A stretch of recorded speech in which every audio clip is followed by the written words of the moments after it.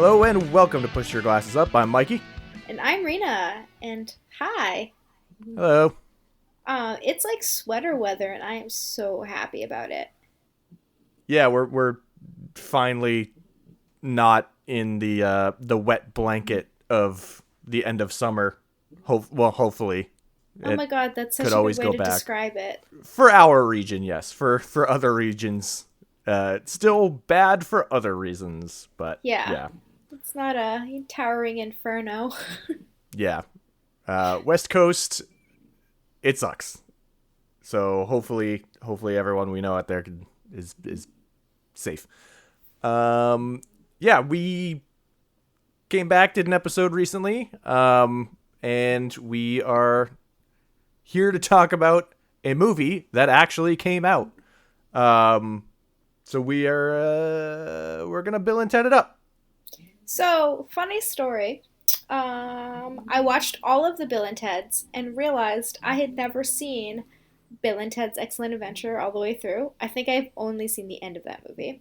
And then I've never seen their bogus journey. And so I had to play catch up. Like how did I live in Southern California and like not see those movies, but I feel like having lived in Well, to Southern be Cal. fair, you lived there almost 30 years later. That's true. But I feel like what I was going to say is that having lived there, I have a greater appreciation for Bill and Ted. Oh yeah. I mean, it's very much a personality trait of the both of them is just being SoCal blockheads. So I would Yep. assume you would have probably encountered some personality types like that. Oh my God, like I literally there was like one guy I like sort of dated like right when I first sort of moved out there. Um, and like I thought that was like an exaggeration, like that sort of like SoCal like tone of voice until I Yeah. met Austin. And he's like, "Yeah, and I like surfing and blah blah." I was like, "Oh my God, this is I real." mean, if you have that voice, you're legally required to enjoy surfing. it's it's kind of in the bylaws. Like Um, literally I met him and he went on like a surfing trip down to Baja. That's what you do, surf in Baja. yeah. So with the fact that this is basically the first time you've seen any of these, at least all the way through. Uh, what did you think about Excellent Adventure and Bogus Journey before we get to face the music? Okay, so I like Excellent Adventure is just so pure. It's just so pure. They're just trying to pass like a history test. That's all they're trying to do. They're just trying to graduate. I know like it's the fate of the world and whatever and Wild Stallions like changed the course of like the known universe, but like, you know, their intentions are pure. The only thing is weird is like back then like the whole Missy situation was like a little creepy with their dads dating their babysitter that was like not that much older than them. But anyway, that was the only part that I was like, "Ugh." But Well, I do appreciate that that is a running joke through all three movies. yes, yes, it got progressively. I get like as I went through it when the first impression was like okay, but I just love all the like somewhat poorly cast versions of historical figures. And I love how like some don't I love the attention to detail where like for instance Socrates doesn't speak English because why would Socrates speak English? But like somehow they make it work. See, I don't think they're poor. I think they're just like cartoon versions. I don't think they're poorly cast versions of them. I think they're just playing a very broad picture version of them. Okay, yeah, I guess that's true. I don't know, like Billy the Kid's a they're little just they're just not really like known actors. So like the most well-known person I would say is the actress who played Joan of Arc because she was a famous musician at the time. So Wait, who played Joan of Arc? Jane Wideland. Um Oh, from the Go-Go's. yes. Oh, I didn't realize that was her. yeah, so like I other than her, I don't think anyone really knew who the other actors probably were at the Do you time. But like how I knew that, like when you said it? Musical yeah, knowledge right here. yeah, It's that I did a good job. finally college paid off. Thank you, Northeastern degree in music business. Thank you. Oh, they got other things going on right now. We don't even have to worry about. But yeah, so I have this perspective of the first two movies that so Bill is more of a straightforward, like, to the face kind of reaction. He's just very, like, normal guy. Whereas, as far as, like, a stereotype for, like, a movie goes, and Ted is more existential because, like, his whole progression through the first movie is the worry of having to go to military school. Mm. Um, Mm-hmm. and so I think like there's a POV on the first two movies. The first one is a little more Bill, and Bogus Journey is a little more Ted. It is weird and existential, and it all stems from that because the opening of Bogus Journey is like the reprise of the military school stuff. Mm.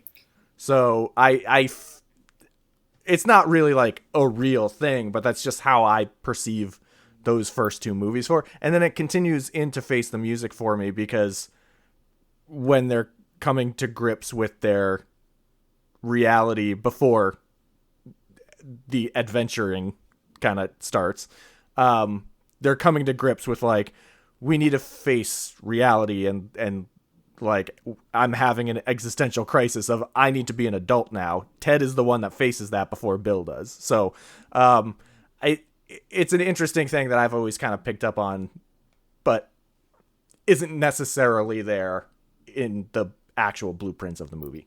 I feel like I don't know. I feel like if I had to rate them, I think Bogus Journey would be like my least favorite out of the I think that's three. the common feeling on these movies, honestly, because Like it is a little like super duper weird.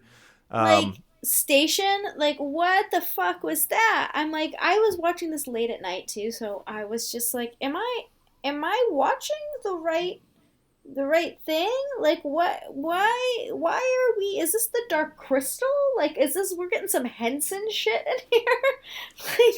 I mean, it was that like the later part of that era of like 85 to 92 with like animatronic monsters and stuff. It was like It's never ending story for a minute. There were yeah, major never like ending Masters story of the vibes. Universe, but with a better budget. Mm, mm. Yeah. So that's the thing is I think most people go Excellent Adventure because it is a simpler, just fun ride, where Mm-hmm. Bogus Journey has a lot of like heavy shit going on in it, even though it's wrapped in like a dumb comedy. Um, I appreciate that. Bogus Journey does also have the unfortunate use of a gay slur, Oh, that's which true too.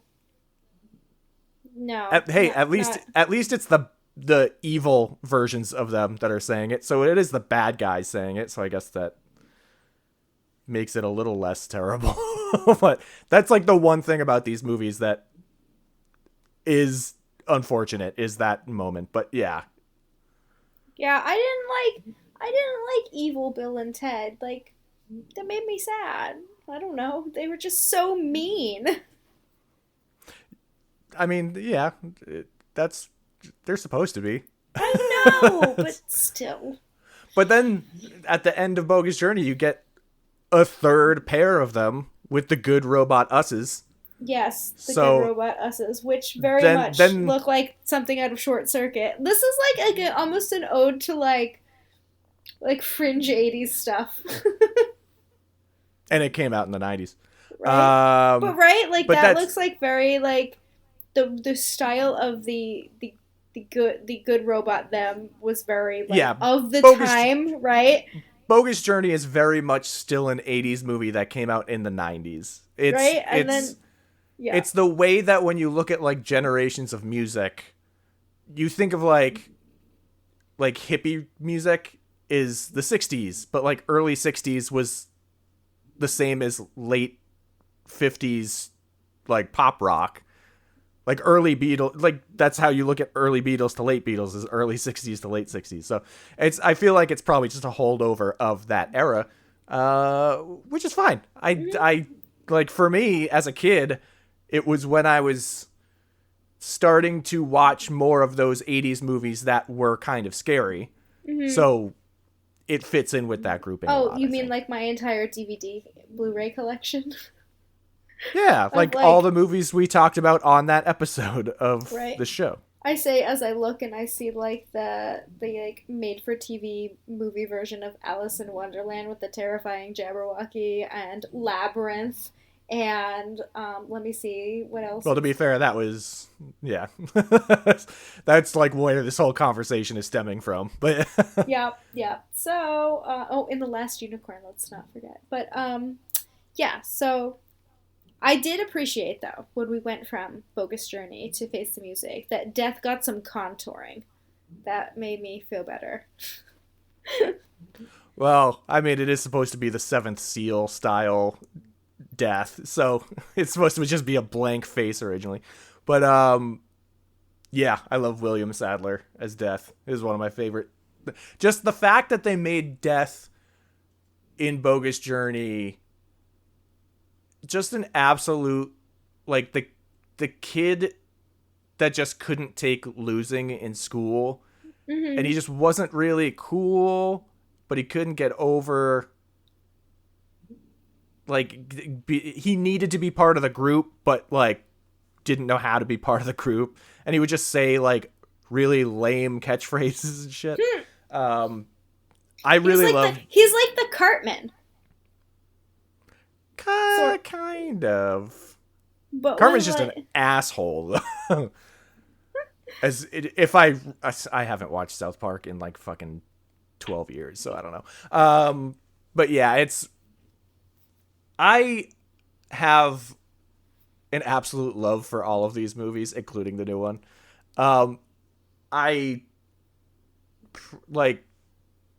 It's really dumb to say that, like, it taught me lessons because they are such, like, surface level dumb movies. Mm-hmm. But the catchphrase of be excellent to each other has carried through my whole life to a point where it is sort of a mantra that I live, and it means a lot to me. I try to be a good person and stick up for people that need sticking up for. So that is one of those things that it's Bill and Ted taught me life lessons, which is that was the whole point. Odd. That's how they brought the world together. Well, yeah, but it's wrapped in a movie that is a surface level dumb comedy. So it is strange to say that this movie taught me a life lesson. But I gotta say, like, when I opened up to Face the Music, right, I turned it on, the fact that they were still besties, and that they live next door to each other, and that their kids hang out, like, really warmed my heart. Like, I hope that, like, someday, like, I am in that position where, like, I live next door to my best friend. And, like, if I ever have kids, which is highly unlikely, that they are friends. Like, I don't know. There was, like, I know that was, like, the point was that they... you know, they were adults and they were still functioning like as a unit and not as individual people was like problematic. But I don't know, there was something heartwarming about like after all these years and working so hard in Wild Stallions, like even though it wasn't working out, like they didn't give up and they raised 2 badass daughters. Yeah, I need to talk about that because though Samara Weaving and Bridget Lundy Payne in this, especially Bridget Lundy Payne, her like mannerisms are so spot on to young Keanu. Mm-hmm. Like her little like move, the way she like bobbed her head to move the hair around, the floppy arm, like it's unbelievable how perfect her performance was as the child of that version of Keanu Reeves. It's so good. I love that, like, because they were in a band, like they raised two daughters that loved music like so thoroughly and like had such a defined opinion on so many things, and like when they saw their dad's like time travel, they're like, "Oh my god, we have to help them." I don't know. I Yeah. like, it was just so like they raised good people. I don't know. It's something about Bill and Ted like raising like two upstanding young citizens that Well, like so just warms my that's one of heart. the things that's one of the things about this whole series that's always been very important to me is it is very sincere, and it doesn't take itself seriously, but it takes its stances very seriously. And it just like having them be a unit like of the six family members. It is such a like it's so weird that like I feel like even like super right wing, like super religious people could be like, yeah, I like these families the way that they are because they're moral, upstanding families. But like, it's so straightforward and sincere and pure with its like vision of just being like, just be nice to each other, help each other out, um, be good to each other. Like those simple things that are in these movies that it does not stray from like at all. It's just really stuck in me for a very, very long time. And the fact that like they didn't lose that vision going into this one so much later than like the other ones came out a handful of years apart from each other, not right after one another, but like pretty close to one another. This is so much after the fact that you never know.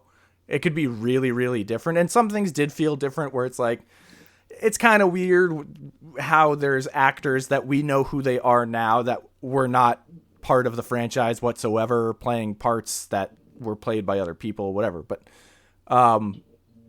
the actual like tone and feeling of these movies, this one feels more in line with that than like even some of the biggest franchises that have come back. Oh no, totally. And it like, it didn't feel forced. Like, it's totally believable that not only do Bill and Ted live next to each other and what trying to keep Wild Stallions still going, but like they kept their marriages together. Like they were all about the princesses. Of course they like, given like this movie kind of Well, starts with them I do having some appreciate trouble. the strain. Yeah, I do appreciate the strain that they were showing on that. Oh yeah, anyone who's ever dated a musician knows that strain. So more power to the princesses. Like, let me tell you, from that perspective, I am a princess. So what was something in Face the Music that surprised you? Like what was something that was just like a character or a joke or something that really took you in for like at least for a moment? I liked when they kept seeing like their future selves and like how they like morphed from like they were just like he's a jerk, like angry Ted, and then like prison Bill and Ted. Yeah. Oh my god, that was too funny. That definitely was something that like I'm glad they continued from Bogus Journey with like Alex Winter playing his like disgusting grandma trying to kiss young Ted or young Bill in hell. I'm glad that they went that route with like playing multiple versions of themselves and stuff. Something that surprised me that I I didn't know anything about going into this movie. It wasn't even really like brought up in the trailers or anything. Anthony Carrigan's Dennis Caleb McCoy. Dennis. Fucking Dennis. That is like, that is on the same level as Death in this series for me, for like beloved characters. I adore that character, and Anthony Carrigan, like granted, you can't recognize him in this, but like if he was in Gotham as Zaz, and he was on Barry as well. But he does such a good job of like this anxious robot, like kind of learning to become human, and just like the moments of revelation, like when he realizes what his name is and stuff. It's just, I was like crying, laughing at pretty much anything that he did on screen. Like when he sent the girls and all of the musicians from history like to hell, and just was immediately just oh no, like those moments just felt really good to me. I loved them. I mean, I kind of thought that, like, I didn't realize Death was going to come back, and I almost thought they were going to leave Dennis with him so he had a buddy. When they showed him playing tetherball, like, by himself and, like, playing hopscotch, like, alone, I almost thought they were going to leave him with Death. So that was one of the things that I really liked was Death is sort of like the annoying guy, but even he got to have his own annoying guy. Like when they all got in the van afterwards and were leaving hell. Mm-hmm. And Dennis is really, he's like, can I be a part of the band? Is that okay? And he's just like, no, you have to earn your way into the band. And then it continues on once they're actually at the concert part of it. But it's, man, yeah. The fact that they were able to like work in new characters along this line and not just rely on the old stuff makes me so happy, because it gave a fresh but familiar feeling to everything. I like that Kid Cudi was like the Was Kid Cudi and was the scientific expert on quantum realms and what was happening. I do feel like that cameo could have been replaced with anybody and the joke would have been the same, but I do appreciate, like, I loved when Kid Cudi took over on Comedy Bang Bang for a little while as the music guy, like on the side. I think his comedic timing and rapport with people is very, very good and underrated. Mm-hmm. So I'm glad that they went with him for this and not just like some random thing. I did not know until I was watching it that he played himself. Yeah. Like I saw photos from the movie that showed him with the girls, and I was like, okay, I guess Kid Cudi's in this movie. I wonder who he's playing. Him. But yeah. It was a nice cameo from Dave Grohl for a second too. That was very fun as well. I really liked that version of Bill and Ted as well. Mm-hmm. The pretending to be 80s British hair guys. I was like, did they join Aerosmith? Is this Pirates of the Caribbean? There's a little bit of Aerosmith. I think it was a little more... what was the... maybe Def Leppard? Maybe Warrant? Mm-hmm. Maybe a little more Warrant. But yeah, that version of Evil Bill and Ted is very good. I did patented Mikey scale. Did tear up a little bit at the end. Yeah. I was gonna ask you. Well, it's such a feel good ending. It is like as feel good an ending to a movie as you could possibly get. And especially right now, needed it. Needed it so hard. I was in a mood. That's why I ended up watching it last night. And I was like, I actually slept better. I gotta be honest. Yeah. It's, man. Just when they come across their older selves and end up, like, actually coming to realizations of, like, what their quote-unquote mission means and the actual moral of it being put your focus where it matters. Man, it's just so good. That it was like that was the genuine moment. That was that, and like leading into the concert when they realize that it's their kids that are what will take care of everything. Just so well done in that moment. Like, because they could have passed it off as whatever. They discover the song and then they play the song, but like to pass that torch on made me so happy. If you had to pick a song that exists now that would unite humanity, in your opinion, what would you pick? Song.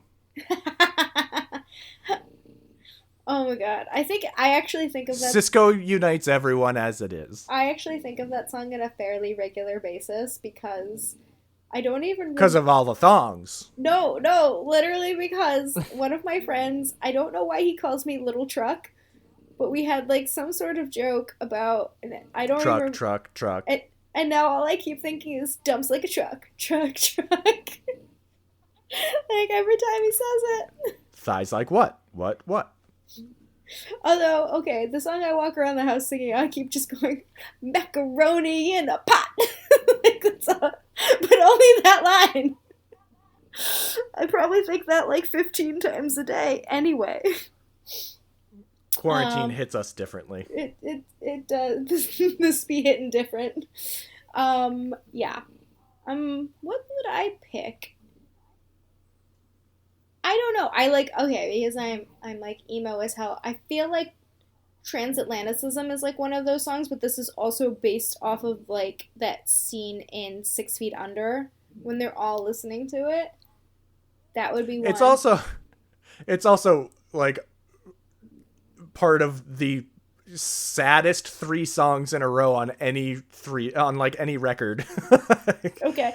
But, okay, on a more positive side, I would say Wake Up by Arcade Fire is one that, like, always, like, and I remember I saw Arcade... Especially if it's set to the trailer for Where the Wild Things Are. Yes. But, like, have I ever told you about my Arcade Fire moment? So, like... Probably. So, when I lived in San Diego, I won tickets to Arcade Fire in LA off the radio, like, from the radio station. Okay. Mm-hmm. They were playing on my birthday.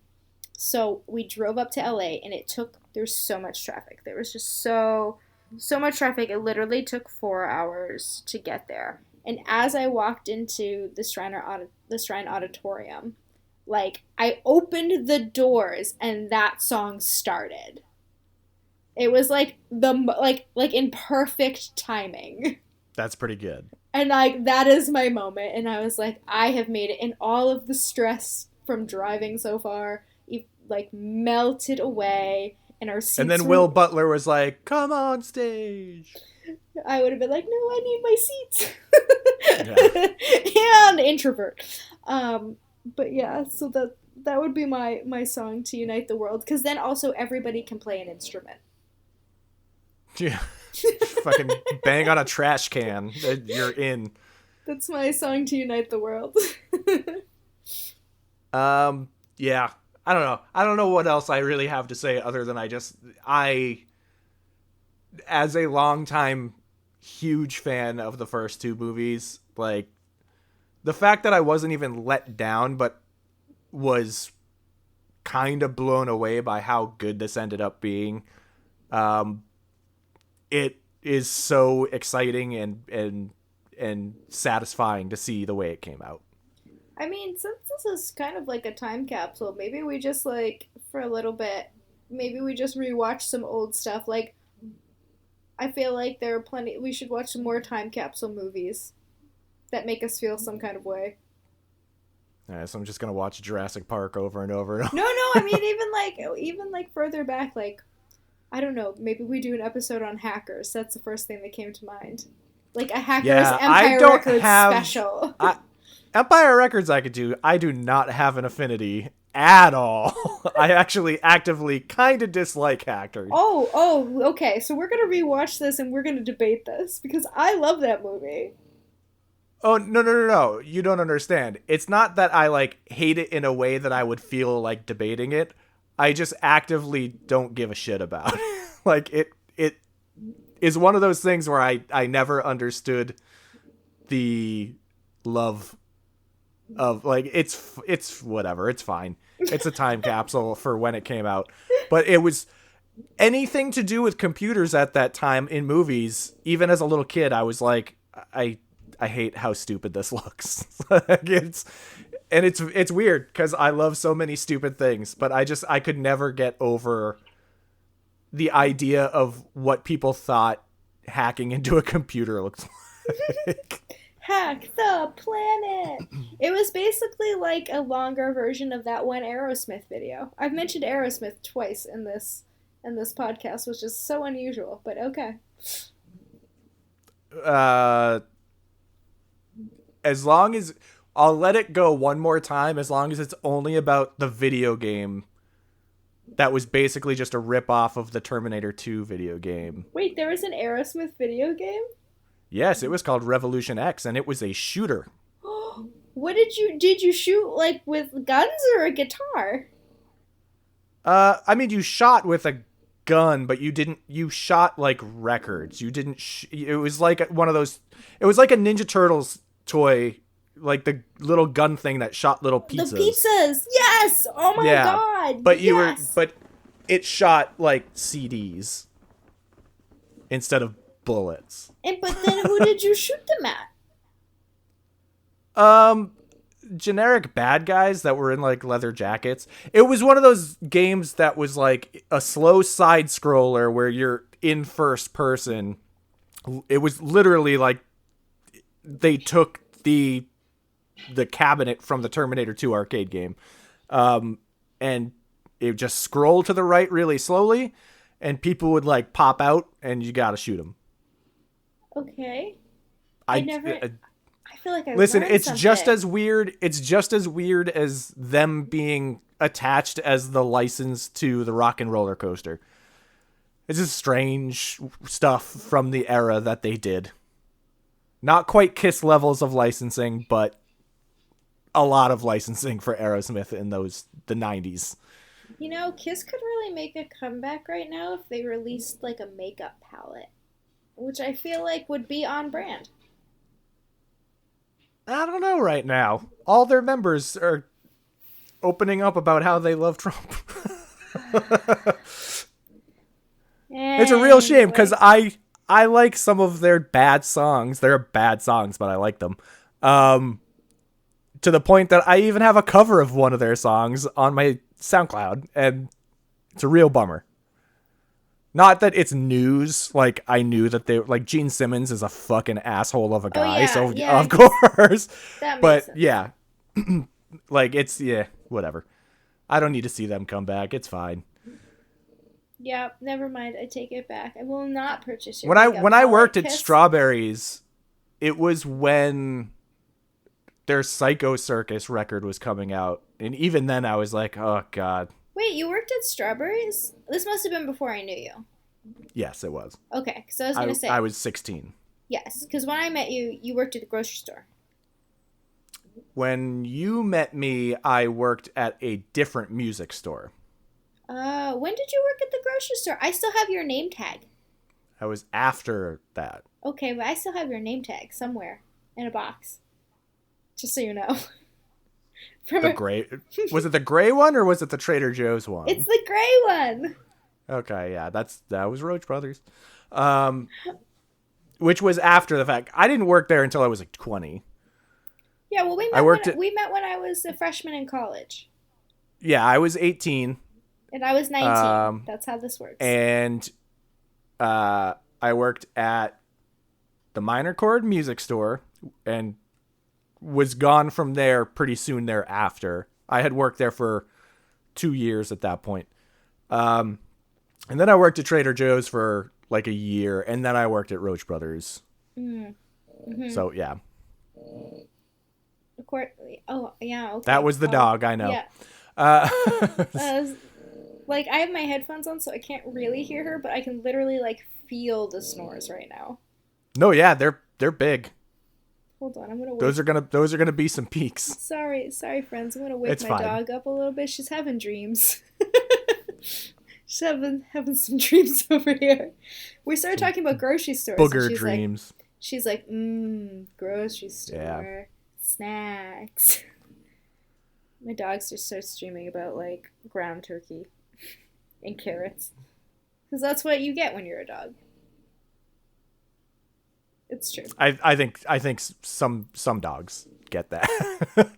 But yeah, we sidetracked a big way, but we did. I didn't, because I didn't know you worked at strawberries. I think we were getting close to the end of how we could discuss how we feel about this movie, but we don't have any like deep cuts, like hot takes on Dylan's head. It's just a good. It's like a feel good movie. Mm-hmm. There's nothing like too strong with the like tones and meanings. It's a very straightforward thing, but it's very sincere about what it is, and I appreciate that a great deal, because with things like this, like especially with like the modern follow-up comedies, even if they're like just sequels like a couple years later, they get real cynical. That's true. That's a good point. And that's where I get really turned off by comedy, is when it comes off as like they're too cool for the comedy. And this is just some people having a good time making a good, fun movie. And it comes across that way. It definitely does. And that's what and that's what we need right now. Extremely, because I'm not going to see Tenet for like a year and a half. So that's fine. And we're not going to see Wonder Woman for a long time now. Yeah, but like, I don't know, man. I feel like Dune, like, I don't know. We'll see how this plays out. Dune will get delayed again, because Dune is being put out by Warner Brothers, and it comes out a week before Wonder Woman's new date. So they're not going to have two movies that are that big out at the same time. Yeah, but they're not going to do a January release then, because like everything sucks in January. No, it'll get pushed to 2021 at some point though. Yeah, but not almost guaranteed. I'd say probably March then, or February, like end of February. That's when like bigger movies come out. Here's the problem is, that's starting to disappear a little bit. Well, yeah, because like we're in a pandemic, so like no. Even before that, Invisible Man struck really, really huge in like February. Black Panther was February. Like it's starting to open up a little bit more. It's still traditionally January's garbage time, whatever, but it's opening up a little bit more. Mm-hmm. But the thing with the way that Warner Brothers has been doing their delays through all of this has been kind of irresponsible. With the way that they were doing Tenet was like every 3 weeks they would delay it again and delay it again and delay it again. And they can't keep doing that kind of thing, because it's costing them more money than just saying, we'll put it out in 6 to 12 months. Because they have to keep making new posters and new trailers with new dates on them. And it's just making the marketing budget skyrocket. So they have to eventually stop doing that. And that's a big reason why I'm like, yeah, we're not going to see Dune until probably February, maybe March. At some point, say a full trailer like that close to a release seems odd. Usually, you get that. Well, that trailer could, like, we've been waiting for that trailer to come out for like 3 months now, because it was supposed to be attached to Tenet when it was first coming out. So that's just a random scheduling thing that happened to work out because of the pandemic. But like, it's just getting to the point where they need to make a decision about letting some of these movies actually come out as VOD, even if it's alongside movie theaters. Tenet only made $20 million. Like, they're not going to be able to keep doing this. They have to release shit at VOD at the same time, because it's impossible to Tenet is going to need to, like, their budget was like $230 million, which means double that for making their money back with the marketing budget. But they then made it worse by continually pushing it every 3 weeks. So it's probably going to have to make $800 million in order to break even. Well, I mean, never going to happen. Didn't like Trolls World Tour make like 100 mil like with on demand? Yep. Like people are bored. People will pay for it. Maybe not $30 like Mulan, but like Mulan made $13 million more than Tenet did in theaters. It made over $30 million because they worked out how many people downloaded it. They didn't say how much it made, but it cost $30. So it made a certain amount of money. So it still made more money. Not a absolute shit ton, but like it made a fair amount of money more than Tenet did by going VOD. Mm-hmm. Even with the caveat of you have to be a Disney Plus person to have made that purchase. But, also, yeah. I feel like if you have a movie like Tenet and say you watch it at home, right, on your small screen, and then at some point normal life resumes eventually, right? And that gets re-released into theaters, people will want to go see it again. Like we still go, I will still go see fucking Beetlejuice in a theater around Halloween time. Like and you'll see that most of the seats are filled. Like people like to go to the movies. It's like a thing to do. Here's the thing though. With a movie like Beetlejuice, they're not worried about people freaking out about plot twists and spoilers. Whereas they're too beholden to that now, especially with a Nolan movie. Like, I love Nolan movies. I adore, like, Dunkirk, Interstellar. I love his Batman trilogy. Insomnia is great. Memento is great. Like, he's never made a bad movie. But I think Warner Brothers is a little too beholden to him. Yeah. And he may be the only director working that a studio like bends their knees to him. And it's bonkers. Like, he shot the entirety of Tenet in IMAX, and that's the main reason he's pissed that even the discussion of releasing it on home devices is happening, because like, well, why'd I waste my time doing IMAX if you're going to watch it on a phone? Like, dude, people are going to watch it how they want to watch it. Like, yeah, people but, like, that's my point. People are already watching it on a fucking... Yeah, exactly. But, like, people are already watching it on a phone because you know somebody filmed it and put it online. The people like, the people that care about these movies, right? And they care about it being shot in IMAX, and they care about that experience that Christopher Nolan is trying to articulate, will watch it at home, but also go see it when it's like safe to do so, because you know it. And like, it's the same way you and I will go see a movie opening night at like Assembly and like regular, and then go to the big Jordans and see it again in IMAX for that. It's for the experience. Yeah. Like, I don't exactly like. I feel like a movie like that, you're not trying to get like the families like that only probably like round up their kids for like a trip to the movies like once. You're getting people that actually care about cinema for the most part, or want to see a good movie, and if they know like it's a big action movie like that, you do want to see it in a theater. So I think that even if you saw it already visually, a large percentage of people would also go see it later on. Yeah, Am I wrong? Am I wrong in that assumption? No, you're right, because if they delayed that movie for a year instead of like just forcing it out, they would have a huge amount of people go see it in a year. Mm-hmm. Rather than like put it out with these weird stuff. Like, they couldn't even put it in drive-ins, mm-hmm. unless a state's indoor movie theaters were also open. That's dumb. It's so dumb. They were restricting the actual money that they're going to be able to make when they've lost so much money. It makes no fucking sense. Nothing makes sense anymore, Mikey. That's the world that we live in. But, like, you know what? Let's just adopt the Bill and Ted mindset and continue to be excellent to each other. As best we can. Do you like how I brought it full circle? Yes.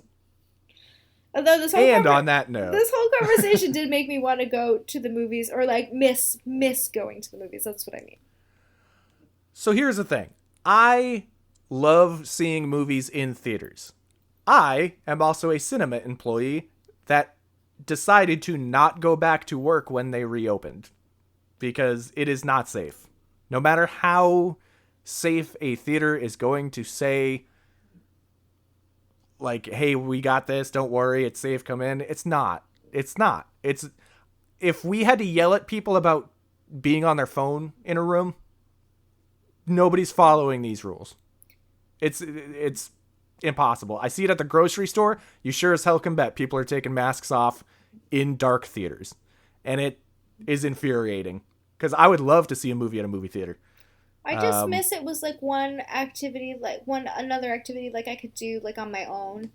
You know, I miss my early morning like matinee of like big movies like before I would like clock into work. Like Monday morning, like 10:30 a.m. showtimes were like my favorite thing in the world. And I don't see myself going to one for at least a year. I do want to do a drive-in though. I wish one existed closer than like an hour and a half away from me. Because like they've been showing like you would love the ones they're doing at the Topsfield Fairgrounds because there's no fair this year. They're playing all your classics. They're playing Back to the Future. They're doing Jaws. Yeah. They're doing Jurassic Park.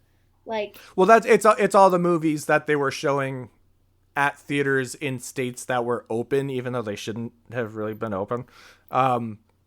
They were showing stuff like Empire Strikes Back and Jurassic Park. It's like a lot of the Spielberg and George Lucas and like that sort of big classic movie. Like they were. It's funny that like in my head I was like, man, it'd be cool if they went back and showed like Hitchcock or something like that. But it's like, no, they're just showing movies that everybody 100% owns and can watch at any time.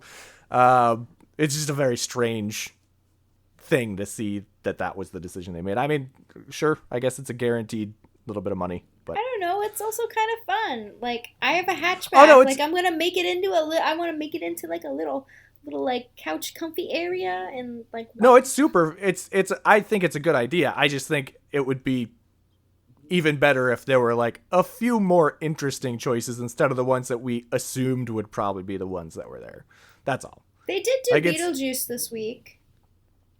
I mean, I'm hoping there are more Halloween movies as we move into fall. Well, that's the thing is my movie theater showed Beetlejuice last year at Halloween. Like it's and we're an 8-screen theater. Like we don't have that much space to do special things, but like they gave us a print of Beetlejuice, so we showed it. I think we'll see more and more of that pop up coming up here, but yeah, it's I don't know. Don't go to indoor movie theaters. Don't eat in indoor restaurants right now.